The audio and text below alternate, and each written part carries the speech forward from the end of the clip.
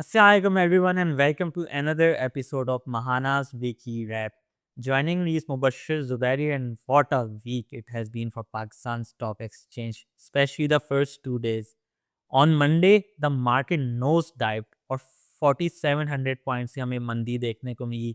But the very next day, in true PSX style, the market gained 7000 points. मतलब जो पिछले दिन के पॉइंट्स थे वो भी रिकवर किए और 2-3 हज़ार पॉइंट उससे भी ऊपर चली गई. सिर्फ 48 आवर्स में हमने 11,000 पॉइंट्स मार्केट ने गेन किए. जी मुबश्शिर, ये हुआ क्या इस हफ्ते और मतलब ये कितनी दफ़ा होगा? पहली दफ़ा मैंने देखा जब ट्रम्प ने टैरिफ्स किए थे, एक ही दिन में ठीक-ठाक पॉइंट्स मार्केट ने वॉलेटिलिटी दिखाई थी. फिर इंडिया पाकिस्तान वॉर में एक ही दिन में इसी तरह का एक वी शेप बनी हमारे मार्केट की. और फिर इज़राइल ईरान वॉर में भी यही हुआ और अब ये मेरे ख़्याल से चौथी बार इसी साल में हो रहा है. तो ये क्या होता है? क्यों पैनिक कर जाते हैं हमारे ट्रेडर्स ना? आई थिंक ये थोड़ा नेचुरल रिएक्शन होता है स्पेशली व्हेन मार्केट या इंडेक्स आपका एक एलिवेटेड लेवल पे हो. तो जब आप देखते हैं कि परफॉर्म इंडेक्स से ज़्यादा किया हुआ है, everyone is talking about correction, और एक थोड़ा साइकोलॉजिकली इन्वेस्टर्स या डिटेल जो है ज़्यादा जिटरी हो जाती है ऑन द सिचुएशन. उसका मेन रीज़न ये था कि obviously market also needs to consolidate. आपने देखा कि एम ने 33% का रिटर्न फर्स्ट क्वार्टर में दिया, तो वो एक अच्छा खासा रन अप था विदाउट टेकिंग अ ब्रीदर. तो मार्केट को एक रीज़न चाहिए होता है कंसोलिडेट करने के लिए. तो थोड़ा टेक्निकली भी आप कहेंगे it's a healthy sign, but obviously वो करेक्शन या कंसोलिडेशन किस तरीके से आती है, दैट्स सरप्राइजिंग, क्योंकि कुछ पॉलिटिकल फैक्टर्स थे और आपके बाकी फैक्टर्स थे जिनकी वजह से वो एक शार्प रिएक्शन या शार्प नीजक रिएक्शन जो है वो हमने देखा, and then it recovered, which also indicates कि fundamentals are intact, macro story is intact, which matters कि आपकी profitability और expectation क्या है, liquidity is there in the market. But obviously ये episodes to some extent थोड़ी बहुत consolidation and ये वो आती रही. जी। तो मुबश्शिर, काफ़ी लोग कहते हैं कि यार म्यूचुअल फंड के फ्लोज़ फॉलो करो और म्यूचुअल फंड जो खरीदें वो खरीदो। बट अगर आप हमारा फीपी-ईपी डेटा देखें तो मंडे को individuals were net buyers and mutual funds were net sellers. लेकिन ट्यूसडे को म्यूचुअल फंड्स ने जब मार्केट गिरी भी थी तो माई बेचा और जब मार्केट चढ़ गई तो वो माई हुई वापस खरीदा और इंडिविजुअल्स ने उल्टा किया। पहले म्यूचुअल फंड से कम प्राइसेस पे स्टॉक्स लिए और फिर अगले दिन उन्हें हायर प्राइसेस पे बेच दिए। तो ये हमारे म्यूचुअल फंड्स ऐसा क्यों करते हैं? तो क्या रीज़न है कि जब भी पैनिक सेलिंग होती है मार्केट में तो ये म्यूचुअल फंड्स ही इसको ट्रिगर कर रहे हो?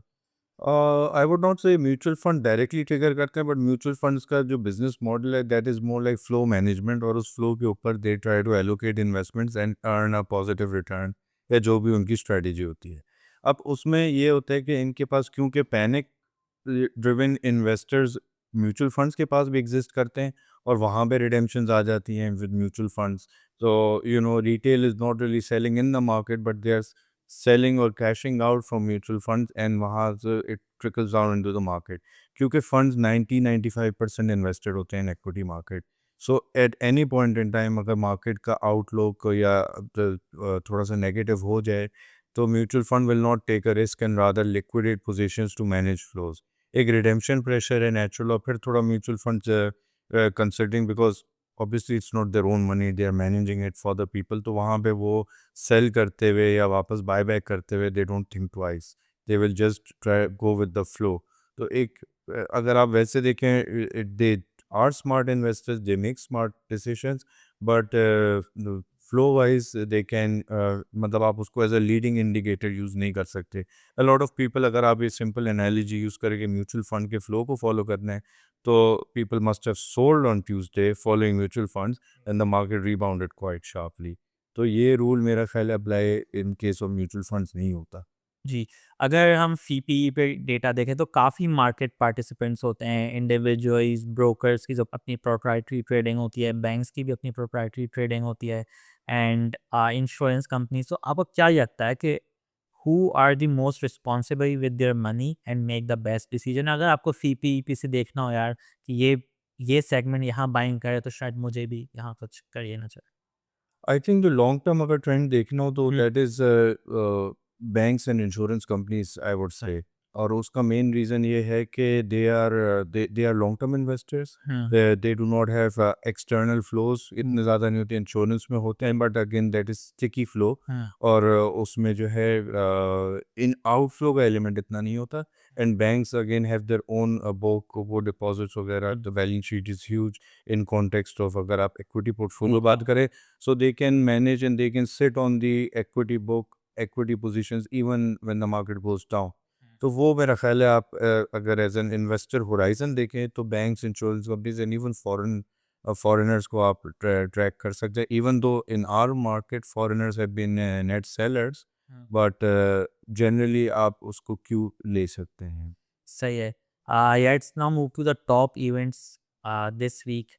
Let's start with the trade data. हमारे पास फर्स्ट क्वार्टर फाइनेंशियल ईयर 26 का डेटा आ गया है और इंपोर्ट्स आर रिकॉर्ड हाई। तब अगर आप मोबाइल फ़ोन्स की इंपोर्ट देखें तो सेम पीरियड लास्ट ईयर में 240 मिलियन समथिंग यूएस डॉलर्स के मोबाइल फ़ोन्स इंपोर्ट किए थे, but it has now double two 500 million dollars. Auto में एक काफ़ी इंक्रीज़ आया है और फूड में तो ट्रेड डेफिसिट काफ़ी बढ़ गया है। सोयाबीन्स, पाम ऑयल और हर जगह हमने ठीक-ठाक इंक्रीज़ देखा है इन इम्पोर्ट्स। बट अगर आप दूसरी तरफ इकोनॉमी का ग्रोथ रेट देखें तो आईएमएफ फाइनेंशियल 26 पे फोरकास्ट करे 3 point something, world bank forecast करे 2 पॉइंट समथिंग।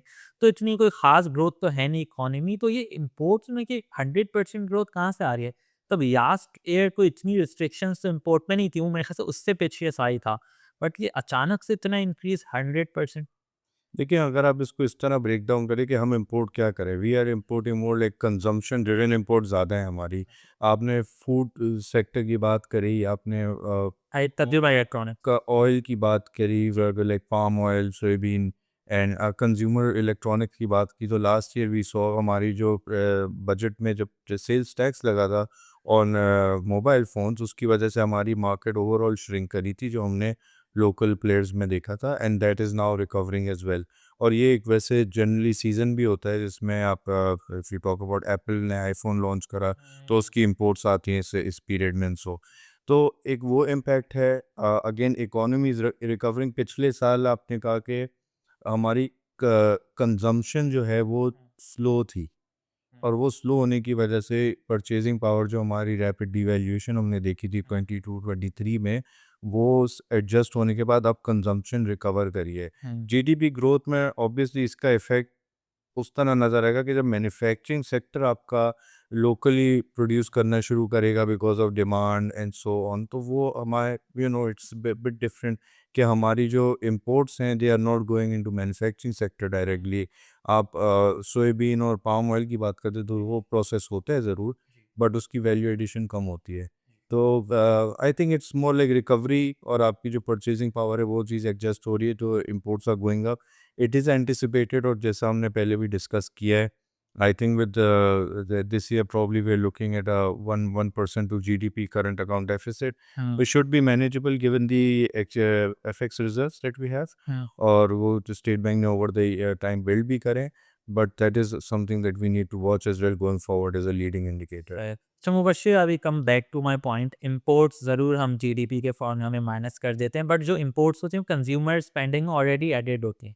तो कंज्यूमर स्पेंडिंग तो बेतहाशा बढ़ रही है। तो क्या आपको एक अनडॉक्यूमेंटेड इकोनॉमी का काफ़ी वजह है इस चीज़ की?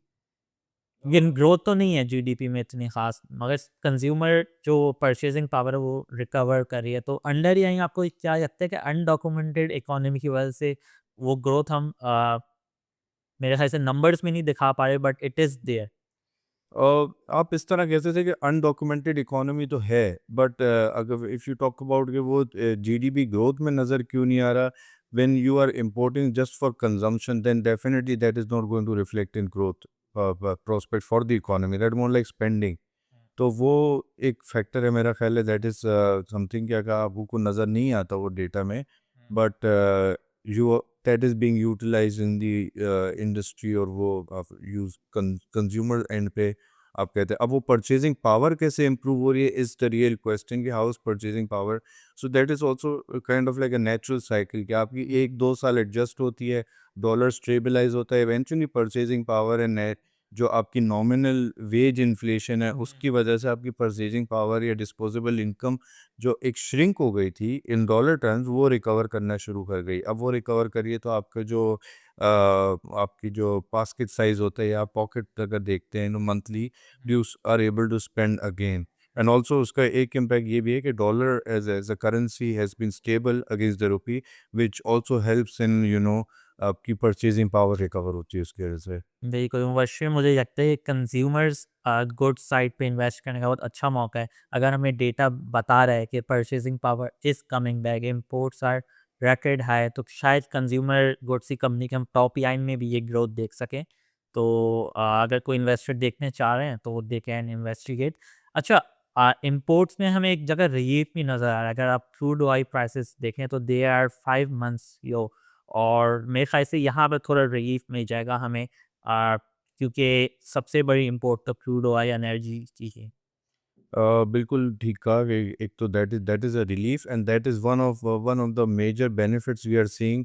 अगर हम ईयर ऑन ईयर इम्प्रूवमेंट या वो 2-3 फैक्टर्स देखें जी। तो 23-22 कोविड के बाद जब एक ऑयल प्राइस काफ़ी 100 क्रॉस कर गई थी एंड सो ऑन, अब वो दे आर नाउ अगर as of now they are almost close to $60 a barrel. Hmm, तो विद दैट आई थिंक एक वो बेनिफिट भी है और उसको benefit it's going to obviously trickle down into different ways hmm, कि आपका इंपोर्ट में आपकी इकोनॉमिक ग्रोथ जब हो रही है तो वो आपके इंपोर्ट बिल को सप्रेस रखेगा इन अ वे कि आपकी जो बाकी इंपोर्ट्स हैं उसको ऑफसेट कर रहा होगा ईयर ऑन ईयर बेसिस पे। हाँ। And then obviously it also helps in keeping energy prices low as well. तो ये इसके मल्टीपल फेसेटेड आप कह सकते हैं बेनिफिट्स होंगे। जी, या फिर हम आईएमएफ ये स्टैफर्ड एग्रीमेंट की बात करें तो हो गया $1 बिलियन हमें ईएफएफ की मद में मिल रहे हैं, बाकी $200 मिलियन हमें क्लाइमेट रेजिलियंस फंड की सूरत में मिल रहे हैं, बट मार्केट ने कुछ इस पे खास रिएक्ट नहीं किया। तो अभी मार्केट क्लोज तो नहीं हुई है, but it's down 800 points as we are speaking. और हमने मेरा ख्याल है लास्ट वीक भी इस पे बात की थी and we had the same opinion it's a matter of time कि वो अप्रूव हो जाएगा and I hmm, think it happened too soon as well. हाँ, मार्केट को उस पे रिएक्ट करने का इस वजह से भी मौका नहीं मिला क्योंकि थोड़ा बहुत investors are reshuffling in terms of we are seeing some outflows from insurance companies as well in the market। हाँ, तो वो कुछ पोर्टफोलियो कुछ आउटफ्लोज की वजह से market is remain like contained. अगर हम मंथ टू डेट देखें तो index is down by about 1% जी, डिस्पाइट दी वॉलीटिलिटी ज़्यादा रही है। हाँ, I think with time we will see कि इसका पॉजिटिव रिएक्शन या चीज़ें जैसे जैसे आगे चलती हैं हाँ। तो अपसाइड नज़र आएगी। सही। अच्छा, ये जो अर्ली वीक में ये जो हुआ मार्केट के साथ, मेरे ख्याल से इसमें एक लेसन भी मिलता है फॉर रिटेल इन्वेस्टर्स। आप कुछ उस बारे में बात करना चाहेंगे? बिल्कुल ऐसे ही है कि अगर आप डिसिप्लिन के साथ इन्वेस्ट करें and then you should not look into daily market movements and ये सच इवेंट्स के मार्केट में पैनिक हो रहा है तो what should one do people कुछ लोग पैनिक भी कर लेते हैं, कुछ लोग जो है इन्वेस्ट भी कर लेते हैं, कुछ लोग जो इन्वेस्ट कर रहे हो तो वो अपना इन्वेस्टमेंट डिसीजन डिफ़र कर देते हैं और वो डिफ़र इसी करते हैं कि मार्केट में अपॉर्चुनिटी या क्लैरिटी आएगी तो बाय करेंगे बट इवेंचुअली पीपल सॉ कि नेक्स्ट डे जब मार्केट रिबाउंड हो गई it did not give a second chance to anyone. तो अगर आप if you stick with the discipline and you continue to invest on a regular basis irrespective of where the index is trading and you know how it is performing, so you will definitely make better returns in the longer run। जी, अवश्य बिल्कुल आप सही कह रहे हैं। हम भी यही एडवाइस करते हैं टू आवर इन्वेस्टर्स कि यार please don't try to time the market.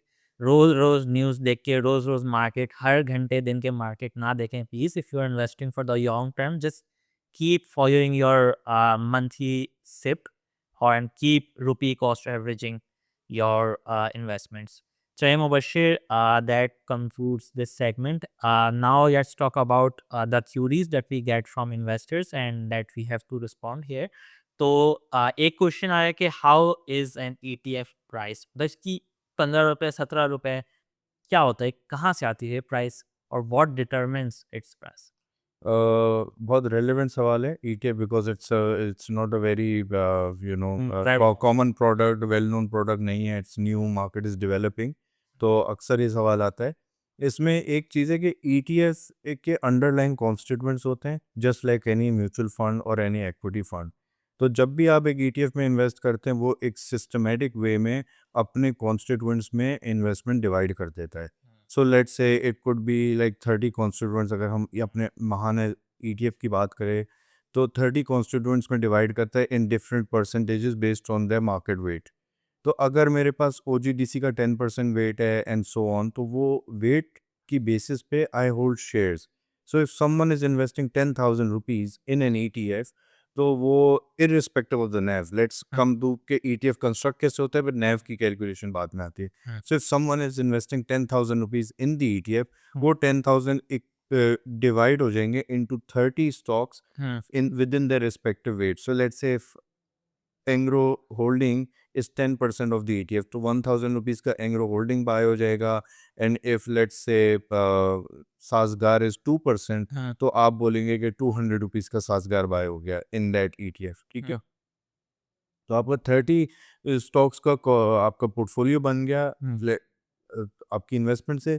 अब उन स्टॉक्स की जैसे जैसे प्राइस बढ़ेगी वो आपकी नैव में रिफ्लेक्ट करेगी। सो अज्यूमिंग लेट्स से कि 10,000 अगर आपने इन्वेस्ट करे एट अ नैव और at a price of 10 rupees, तो आपकी जो प्राइस इंक्रीज है वो जिस तरह परसेंटेज इंक्रीज आपके पोर्टफोलियो की होगी, एवरेज ब्लेंडेड मतलब वेटेड एवरेज आप कह लें, वो अगर एंग्रो होल्डिंग्स 1% ऊपर जाता है, वो 10% इज 1%, विच मीन्स आपका 10 विप्स का इम्पैक्ट उधर आता है एंड सो ऑन।